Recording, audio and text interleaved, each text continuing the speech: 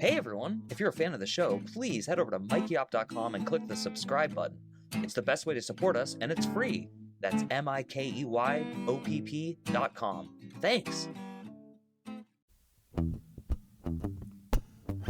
Hi, I'm Mike Oppenheim, and you're listening to Coffin Talk, Exit Interviews with the Living, a weekly podcast that explores how our views on death affect the way we live our life.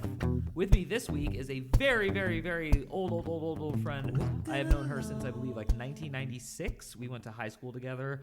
Her name is Erin Graves, and she hails, like I do, from the Bay Area. Erin, welcome. Hi, thank you. I said you could use my name, not my age, sir.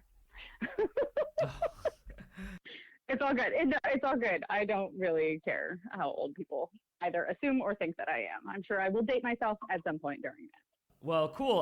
One of the things I was looking forward to, actually, with having you on, of all people, is you're one of my favorite people to have conversations with. Most of our friendship is like a series of great conversations that start nowhere, go nowhere, and end nowhere.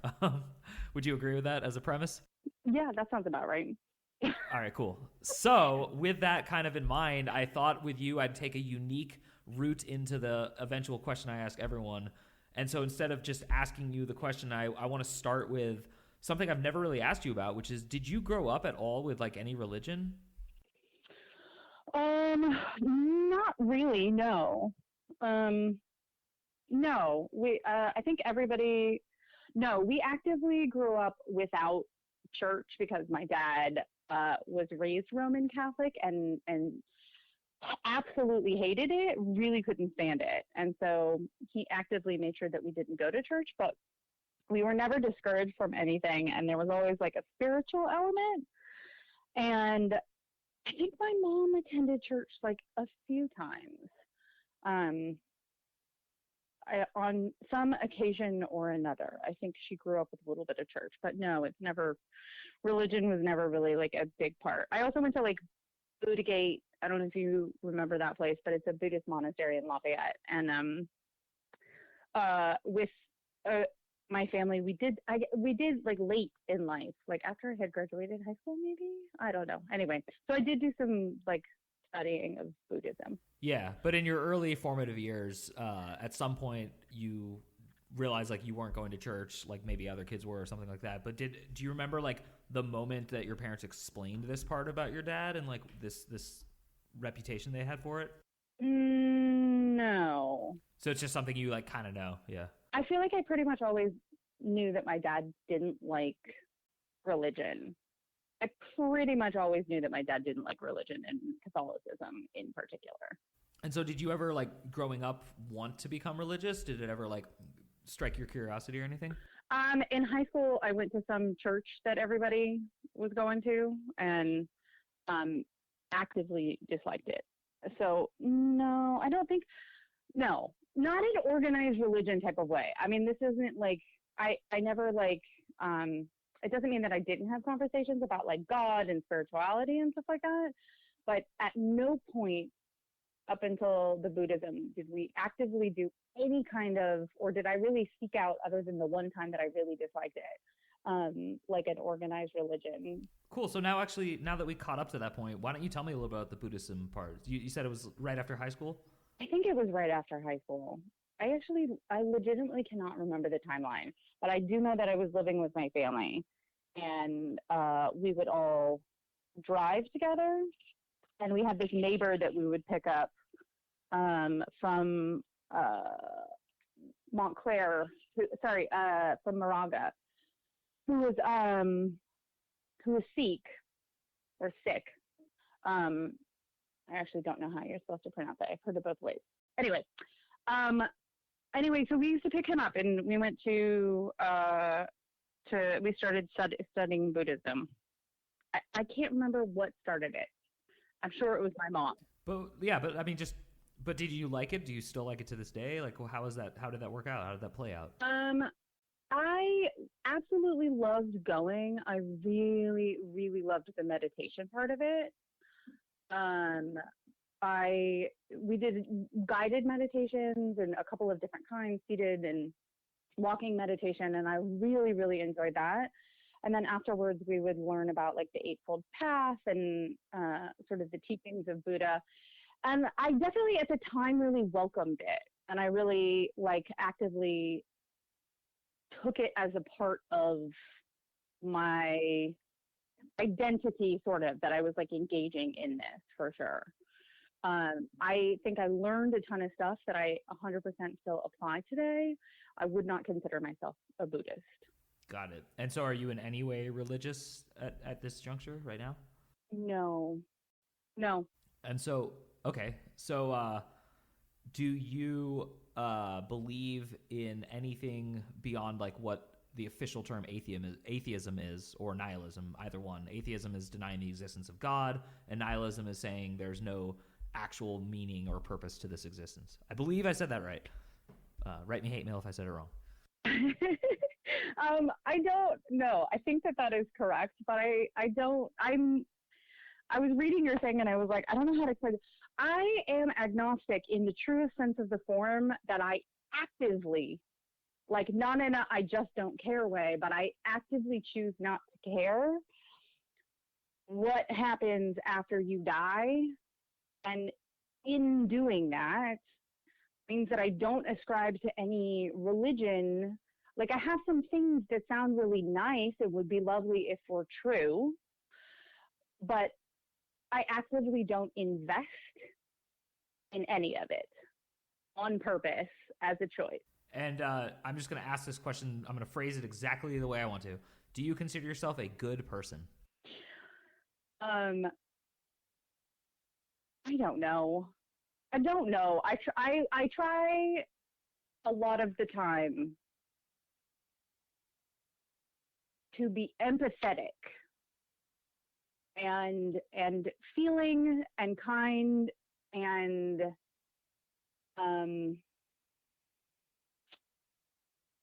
I don't considerate of others. And I sometimes do a good job of it, and I other times don't. And I sometimes care about that, and I sometimes don't. And I don't know if that makes me a good person or a bad. I don't know.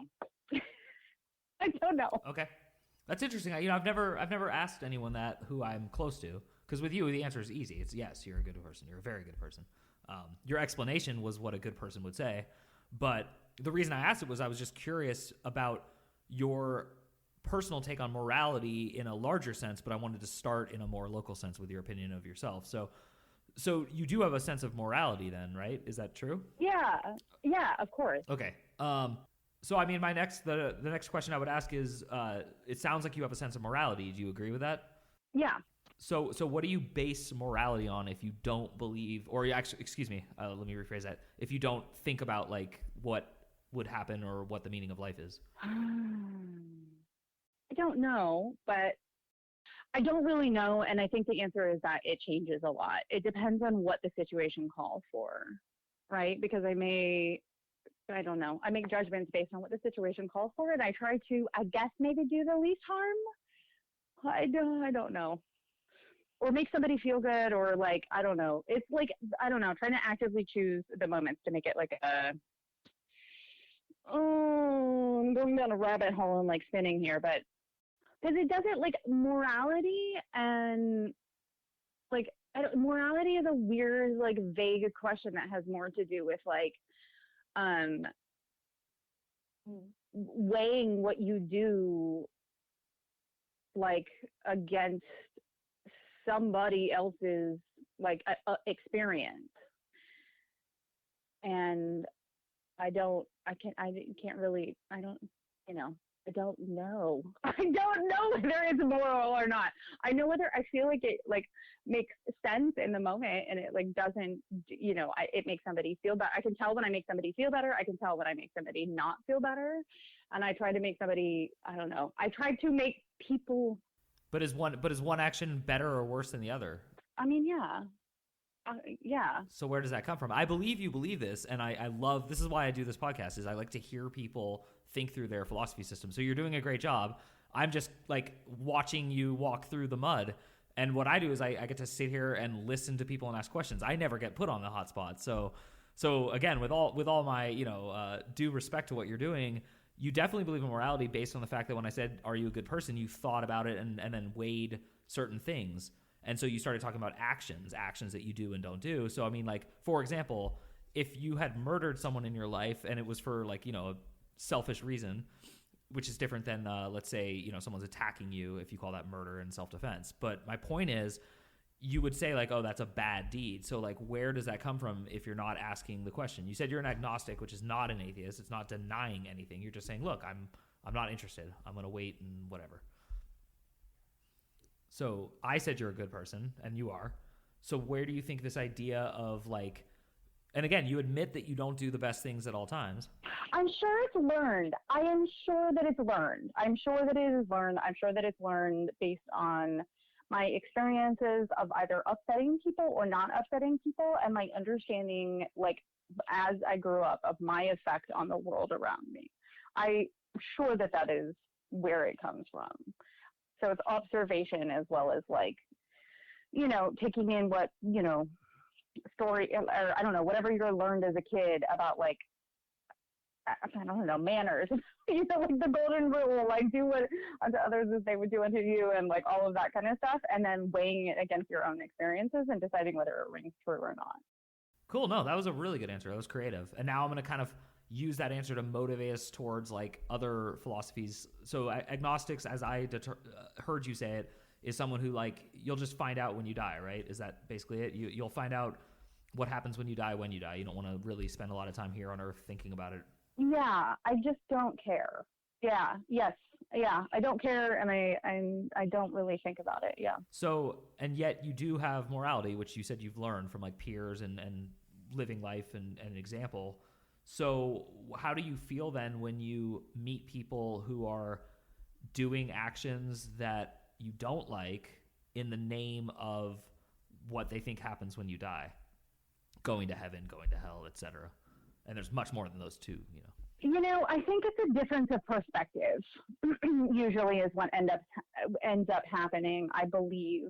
And I don't know if it's just like when you go through life, you either ascribe things to, like, your higher power, or you have a set of beliefs and they either go along with it or don't go along with it. And you can kind of explain anything away based on, you know, some set of rules. You can, like, twist yourself into knots to make sure that you follow a set of rules.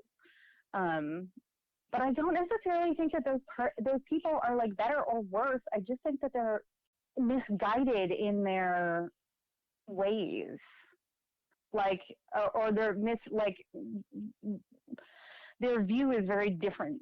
Like, what they think is something that is benefiting is sometimes in actuality harming a whole lot of other people, but is maybe benefiting for themselves and their people. So is there a breaking point where you would go against society if it was doing an action that you didn't like? I don't know what that is. I mean, I have had many of them, but yes. Yeah. I mean, because your answers are good. They're really good answers. And they're the answers of, like, a good person, because you're like, I'm trying to be taller and I try to think, you know, what they're doing. I might feel like they're misguided, but I'm interested because I am not like you. I'm not agnostic. I have a podcast asking people about the meaning of life, and I'm constantly seeking it because I'm insecure, and I want to know. I am aware. I had no surprises that this was what you but I was like, oh, that makes sense. But I'm not dogmatic about it, which is why I like doing these interviews. I've interviewed, like, you know, people who truly, truly believe in, like, a religion firmly or something else. And so you're the first agnostic person I've had. I've had nihilists, I've had atheists, I've not had an agnostic person. So I find it very interesting because you're very peaceful in nature and your philosophy is also peaceful. But there has to be a breaking point, which you said there is. Now, I'm not going to bother to figure it out. Like, was it the Holocaust? Is it this? That's silly. I don't need to waste our time doing that. But I do want to apply that to something a little bit different, which is, do you ever encounter events or things that happen here on Earth that make you wonder if there is something more to it? Like, have you ever had a stronger than average coincidence or any miracle, so to speak, or something? So it's not that I don't, it's not that I, how do I explain this? It's not that I don't see or believe in the connectedness in humans. And yes, I have had a lot of those sort of more, I don't know, whatever, like intuitive experiences or something like that. I just don't ascribe them. I don't attempt to ascribe them to anything. Like, I don't attempt to fit them into a picture. I attempt to, because I don't know what the picture is, and to try to fit them into some sort of higher meaning of something takes a lot of energy that gets me nowhere. The truth is I don't know where it came from. It doesn't mean I can't listen to it. It doesn't mean that I can't like think about it and feel about it, or feel it, or have like that. I don't know, listen to my body, or listen to cues, or listen to what people are saying, or like, I have this feeling that I should probably go here today, or something like that. Like, I listen to those sorts of things. I just don't try to ascribe it to anything, because I don't know what it means. I don't know what the connection is. It seems like it's there, but spending a whole lot of time trying to figure out where it comes from seems like a waste of time to me. And like actively a waste of time. Like, it makes me upset because I don't know, or it did when I was younger. I don't actually care now, but it did when I was younger, trying to like figure out like where this stuff came from and like how this was and blah, blah, blah. Like, spent a whole lot of time and effort trying to figure it out. And when I stopped, that's when the things that I think that you're supposed to feel about life started happening, which is I enjoyed it, and other stuff it didn't mean like like insecurities didn't disappear and like I wasn't suddenly transformed into a different person, but like it freed up all this time and energy that I didn't have to worry about stuff. Like, was I doing it wrong? Am I in the wrong religion? Am I going to go to hell? Am I going to blah, blah, blah, whatever it is. Like, my brain wasn't doing all of that kind of stuff, and I still lived my life. I had a wonderful time and still tried to, I don't know, whatever, be as good as I could possibly be. Okay, Erin, I got to say, this is like fascinating to me. I have been friends with you for so long, and we've talked about so many things, and I never, ever knew this, and I find this mind-blowing. So, first of all, it's making me think a lot about the fact that people are just really different, and we each need to find something that makes us feel comfortable enough to live life. So that's kind of the thesis you're proving for me, because what you're basically saying is that you used to be a seeker, and then you actually got the answer when you stopped seeking. Yeah. Yes. And the answer is, please stop seeking, because you're taking a lot of time and energy away from the stuff that is literally in front of you. I mean, yeah, and that totally makes sense to me. So do you ever like give that as advice to people? I mean, have you ever like told someone like, hey, maybe you should just stop searching so hard? No, because I don't think people really, I don't really have those conversations. I don't think anymore where people would, like, I don't really talk about the philosophy of life with people in general very much. Yeah, exactly. Like, this is not a conversation that I have with a lot of people. Well, and so actually, I'm gonna switch gears a little bit for the end of the podcast and just kind of apply how so the premise of the podcast is that I ask people, what do you think happens when you die? And normally in the history of this podcast, there is an answer that isn't, I don't think about that. And then, meanwhile, I would have cut you off and said, well, what if I made you? And then you specifically said, no, I purposely don't. And I was like, okay, well then cool. I'm not going to ask that question. There's no point. So what I do want to know though is the second half of the question, which is, how does that affect the way you live your life? You did answer that and you talked about it. Now I want to get back into social philosophy, which is, if you agree that everyone has like a pretty different philosophy on why they think morality works and what morality is, what in your opinion is the best system for dealing with so many different humans? And I'm asking you this because you're very smart, you're well educated, and you study like science and things, and you have not a peculiar mind if the word peculiar offends you, but a peculiar mind if you love that word the way I do. What is the best system to deal with all of the different the differing ways of thought? Yeah, like the fact that some people think it's okay to murder, some people don't, some people think it's okay to steal, some people don't. Like, there's so many influxes, because democracy to me it's not actually like we have democracy like, is it okay to steal? We start with like very solid rules, and then we allow people to vote on certain things. So I'm just curious, like, what do you think is the best system? Like, communism would be one answer, anarchy would be another. I'm giving answers I'm assuming you're not going to give, but that kind of stuff. So I guess I like the idea. I very much like the idea that you are allowed to say whatever you want about what you believe, and you're allowed to say whatever you want about what other people believe. But then that means that everybody gets to do it. That you don't, like, the whole point is that it's not that you can say whatever you want. The whole point is the other person can say whatever they want about what they believe and their feelings about what you believe. And so I like that system that we have here.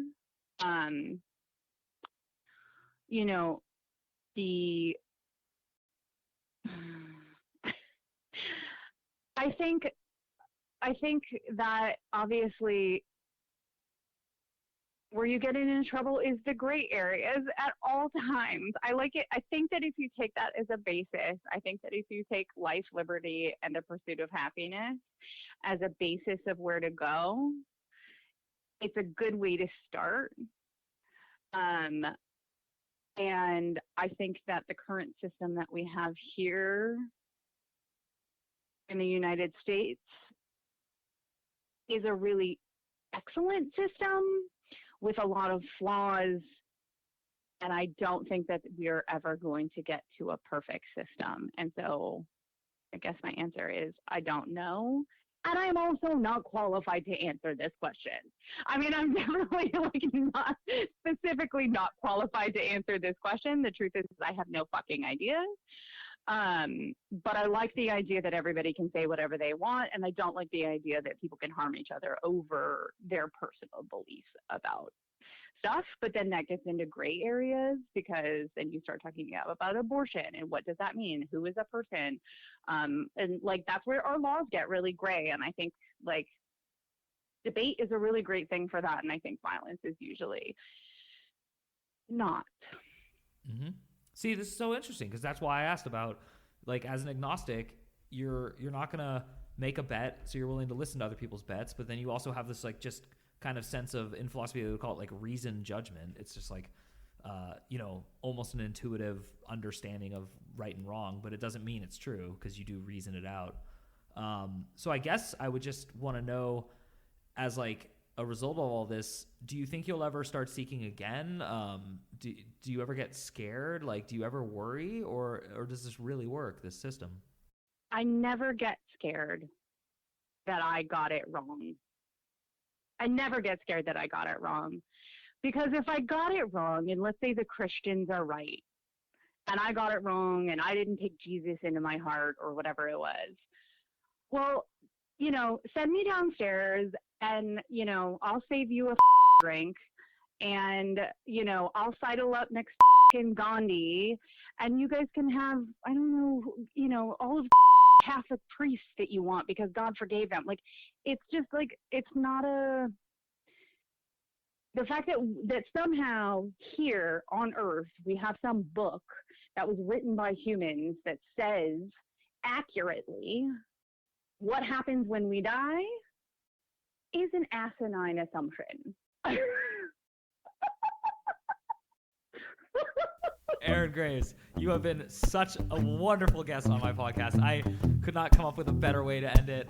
That was incredible, and I just want to say that you have definitely helped put another nail in the coffin here on Coffin Talk, Exit Interviews with the Living. I am, as always, Mike Oppenheim. Erin, thank you so much. Is there anything you want to add? No, I think that was it. All right, awesome. That was seriously great, and I want to thank you so much, and you're such a good friend, and thank you for just being yourself and being candid and talking and putting yourself out there. I am sure this will be a popular one, and once again, my name is Mike Oppenheim, and I'll see y'all soon. And I feel that you're near me, and I see you on the moon, and then I see that you see me, and I see you hear this tune, and I feel that you're near me, and I sing, you are my moon.